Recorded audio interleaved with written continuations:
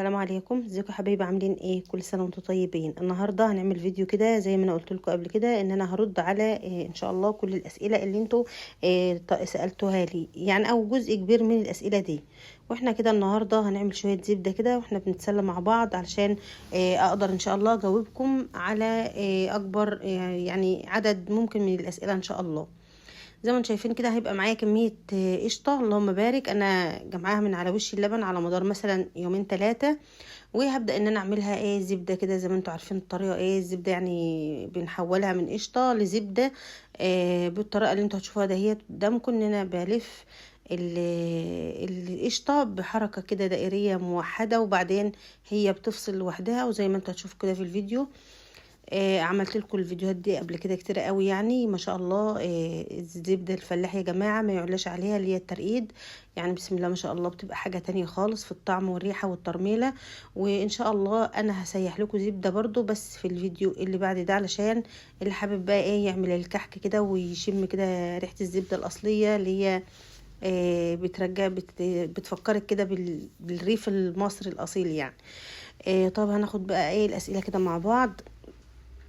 بسم الله الرحمن الرحيم. واحدة بتقولي لو سمحتي، هو اللبن بيطلع كمية قشطة أكبر في الصيف ولا في الشتاء؟ أكيد في الشتاء أكتر، يعني في الشتاء الخير بيبقى كويس جدا، واللبن ما بيروبش بسرعة وما يعني ما بيتاخدش كده غدر زي ما بيقولوا في الصيف، يعني بيلسعه، لا بيروب على مهله وبيطلع قشطة كويسة. حد بيقول لي قشطة اللبن بتمرر. هي قشطة اللبن فعلا، انا كان بيجيلي لبن حلو قوي بصراحة وما شكش ابدا في اللي بيجيبوهولي، بس اللبن مر جدا. لبن جايب دسم كويس واللبن ريب كويس جدا، بس هو مر. يعني سألت كده والدتي قالت لي ساعات بيبقى يعني البهيمة منفوسة او يعني محسودة يعني. ربنا يحمي المال لاصحابه يا رب. اللهم صل على حضرة النبي محمد. حد بيقول لي ينفع اعمل 2 كيلو جاموس على 2 بقري، هينفع ويطلع جبنة ولا بلاش؟ طبعا هينفع جدا. هتحط 2 كيلو لبن بقري و2 كيلو لبن جمسي، هيروحوا مع بعض طالما ان انت مش هتبيعيها. لو انت هتبيعيها هتبقى بقى الزبدة مخلط، يعني احنا بنسميها كده مخلط. لما بحط زبدة بقري على زبدة جمسي ببيعها ان هي مخلط، بتبقى ما بين البقري وما بين الجمسي، بيبقى السعر برضو ما بين الاتنين، فتنفع طبعا وهتعمل لك جبنه كويسه جدا، وعلى فكره بتبقى طعمها حلو قوي في الجبنه. حد بيقول لي اعمل اعمليه عملي من اول ما يجي من عند بتاع اللبن. انا عملت اللي حاضر اعمل لكم برضو ان شاء الله تاني.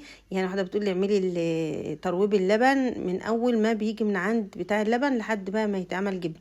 حاضر هعمله لكم تاني. سؤال هنا بيقول لو سمحتي بسيح الزبدة مش بتطلع مرملة. للعلم انا بعمل الزبدة من ترويب اللبن. هي ممكن الزبدة ما تبقاش مرملة في حالة واحدة بس، في حالة السقعة قوي هي خلاص بتبقى مفيش مجال للترملة اصلا. لكن لما بتحل شوية في الجو اللي احنا فيه دلوقتي كده، الجو دفى كده يومين، هتلاقيها بقى رملت معاك، مفيش غير كده يعني. سؤال بيقول لي تسلم ايدك يا مدام نعمة، لو عايز اخزن القشطة البلدي الفلاحي في الفريزر مدة تخزينها كام شهر؟ يا ريت ترد عليا. لا متاح معاكي لحد سنة، يعني ما فيش مشكلة خالص، بس حطيها في علبة تلاجة ما تكون محكمة او في اكياس بحيث ما يجيلهاش بقى تلج. التلج طبعا لو دخل في القشطة هتزود لك السائل بتاعها. هتيجي تضربيها مثلا وانت عايزه تضربيها، لو حابه تضربها يعني قشطه، فهتغلبك شويه، يبقى السائل بتاعها كتير فهتغلبك شويه. طيب لو سمحتي، السؤال طبعا بقول كده، لو سمحتي عايزه اعرف دلوقتي لو المرته اغمقت قوي مني ينفع ادخلها في المش ولا يغمق المش؟ طبعا المش بتاعك لو فاتح شويه فاحنا بنغمق المرته، اصلا بنغمقها عشان المش، يعني هو المش المفروض ما يبقاش فاتح قوي كده، هو بيبقى مايل للبن، يعني مثلا ذهبي في داخل لبني شويه، هو المش الكويس كده يعني عموما. ولكن هي لو غمقت منك عادي انت برضو بتزوديها، يعني ما تحطهاش مباشر. لو المش بتاعك كويس حط لها مثلا كيلو لبن بقري او كيلو مثلا خض واغليها كويس وحطيها، هتخلي لون المش وريحته جميله. هنا السؤال بيقول لي نزعت الزبدة من الحليب، ماذا افعل باللبن؟ طبعا شلتي اللي عملت زبدة وانت بتتكلمي على السائل اللي هو الخض بتاع اللي هو ما بين الزبدة والقشطة ده، لو بيطلع من القشطة لما تتحول الزبدة، انت بتتكلمي على الخض، اكيد هتغليه وتحطيه في المش او تعملي مرتة او تعمليه بمعجنات. السؤال هنا انا عملت زيك، بس لما حطيت ميه مغليه علشان اطلع الجبنه شغلت. ايه السبب؟ انت زودت الميه السخنه طبعا، زودتها مش هتشغل الا لما يكون الميه السخنه مغلي، يعني زادت قوي او كميه الميه اكتر، يعني كتير على اللبن. السؤال هنا بيقول حطيت الحليب بره في طاجن وقعد 3 ايام، وحطيته يوم في التلاجة، شلت القشطة بصراحة لونها شوية متغير، المشكلة ان طعم القشطة لاذع.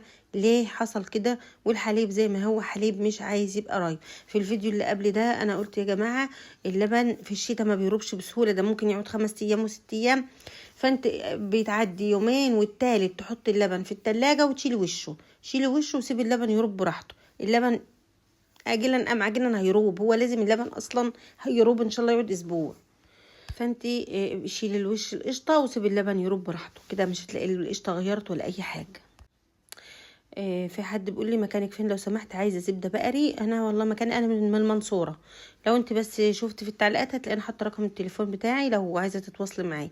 انا عموما من المنصوره.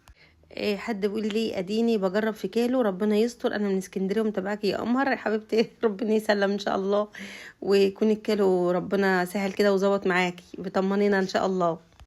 السؤال هنا بيقول طيب 10 لبن بقري يطلع قشطه قد ايه؟ على حسب اللبن يا جماعه، اللبن بالذات هو بالبنط او بالدسم. انا مره جبت 15 كيلو لبن واقسم بالله طلعوا لي 600 جرام قشطه، وممكن ساعتها اجيب 7 كيلو لبن يجيبوا لي كيلو قشطه، ممكن 10 كيلو يجيبوا لي كيلو ونص، 2 كيلو الا ربع قشطه، على حسب الدسم. هو مش مقياس، هو اهم حاجه يعني الموضوع يغلق بعضه ويطلع لك مكسب لو انت بتجري في الموضوع ده.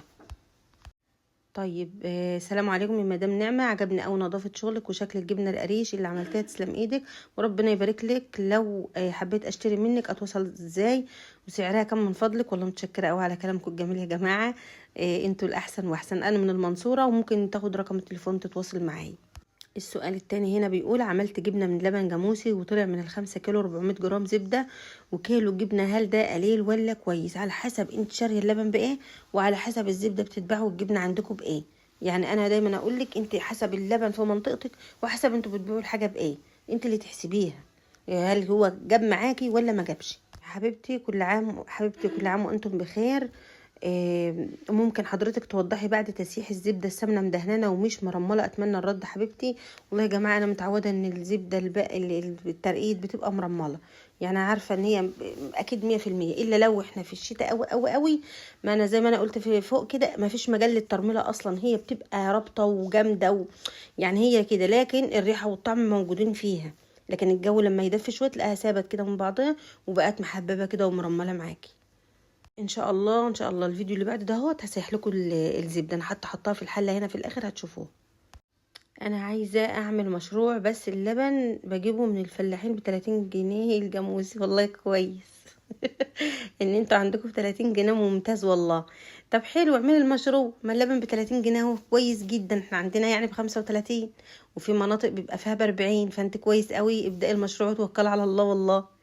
السؤال هنا بيقول ينفع اسيب اللبن في المنفعه من بالليل لحد الصبح؟ والله ساعات كتير بسيبه، يعني مش يقول لا، يعني انا بحب دايما ابقى اعمله في وقت التدفئه بتاعته، ما يكونش يعني في خلال ساعتين 3، ولكن انا ساعات كتير جدا بعمله وبقوم نايمه بقى، انا هعمل ايه يعني هقعد جنبه؟ بقوم نايمه والله وبقوم الصبح اعمله بيبقى زي الفل. اعملي توكل على الله. هل في توصيل لميدان الجيزة ورقم التواصل؟ خلاص ان شاء الله اديكوا رقم التواصل، ولكن انا بوصل يا جماعة في اللي بيوصل، يعني التوصيل عندي بالنسبة للقاهرة كلها هو في عبود، فشوفوا انتوا بقى اللي يناسبكوا ايه. واحدة بتسألني عن اللبن المتروب، بتقول اغليه الاول يعني؟ طبعا لا ما تغليهوش يا جماعة، اللبن اللي بيتروب ما بيتغلاش، اللبن لو اتغلى وراب منك هتلاقيه مر جدا، هيبقى مر مش هتعرفي تعملي بيه اي حاجة. اللبن اللي بيتروب اللي هو بيتعمل بيه الجبنة الترقيد كده الفلاحي مش بيتروب مش بيتغلى، بيجي من الفلاحة سخن كده وتحطيه في الحلة بتاعته لحد ما يروب. السؤال هنا يعني حضرتك مش بتغطي اللبن او بتدفيه باي حاجه؟ اسيبه مكشوف على الرخام لحد ما يروب؟ انا بسيبه مكشوف ما بغطوش اللبن، يعني لو غطيته كده بيعرق كده وممكن يطلع له ريحه، فاللبن انا بسيبه مكشوف عشان يبقى ناشف كده، وشه ناشف من فوق. والله يا جماعه الاسئله دي جايه من زمان، بس انا ما كنتش مالكه ارد يعني. جزاكم الله خيرا وبارك الله فيكم، احسنتي. هو حضرتك بتبيعي سمنه وفين مكانك؟ لو سمحت رد بعد اذنك. انا من المنصوره يا جماعه وببيع برضو، بس انا على قد يعني. انا ما عنديش كميات كبيره، لان انتوا شايفين شغل ترقيد. يعني مثلا الكميه اللي انا عملتها النهارده مثلا بتاع مثلا 12 15 كيلو، يعني ما عدتش. انا بكيس وبوزن كوالي ونصص وبحط بس تقريبا كده يعني، فدي بتوع 3 4 ايام مثلا. فما عنديش كميات كبيره قوي قوي، لان في ناس بتطلب مني مثلا 100 كيلو 150، فانا ما عنديش الكميات الكبيره اللي قوي دي. ولو انت برضو عايزه كميه هتاخدي معايا دي يعني، فهماني؟ لان هي طبعا شغل الترقيد كده بيبقى يا دوبك على القد. فانا ما فيش مشكله خالص، يعني لو متوفر عندي بطلع. انا هسيبه ليه؟ ربنا ييسر ان شاء الله. السؤال هنا، لو سمحتي ليه الجبنه بتلزق في الحصيره؟ يا ريت تردي. ما هو انت حابه تحطي لها شويه ميه دافيين او شويه ميه سخنين، مش هتلزق في الحصيره خالص، وهتلاقي الحته طلعت بحته. هي بتلزق في الحصيره وبتبقى مش عارفه تشيليها منها، لان انت مش حاطه لها ميه سخنه. الميه السخنه بتخليها صلبه شويه، وبتعرفي تشيليها كده من الحصيره. يلا هناخد كده اخر سؤال. خض الزبده يقعد قد ايه في الفريزر؟ مده قد ايه؟ ما خض الزبده يقعد سنتين، مش هيجرى له اي حاجه. طالما في الفريزر مش هيجرى له اي حاجه يا جماعه. الفريزر برضو بيحفظ الحاجه مده طويله يعني. حطيه براحتك يعني. كده هكتفي بقى كده ايه بشويه الاسئله دول، وان شاء الله هعمل لكم فيديو تاني وتالت وهرد على بقيه الاسئله، لان في اسئله كتيره جدا تحت. فان شاء الله هرد لكم على الاسئله كلها. اتمنى ان الفيديو يعجبكم، واتمنى لو انتوا استفدتم حطوا له لايك يا جماعه للفيديو. واللي انا حاطه لكم هناك دي جبنه متشرشه. طبعا كنت مشرشه كميه الفتره اللي فاتت، الناس كانت طالبه مني جبنه مشروشه للمش، فكنت عاملاه كميه كده زي ما انتم شايفين. هنا بقى انا كده خلصت الفيديو بتاعي وخلصت الزبده، وهنا احط كده زبده علشان هسيحها معاكم ان شاء الله في الفيديو الجاي. واستنوني اشوفكم على خير في فيديو جديد. مع السلامه.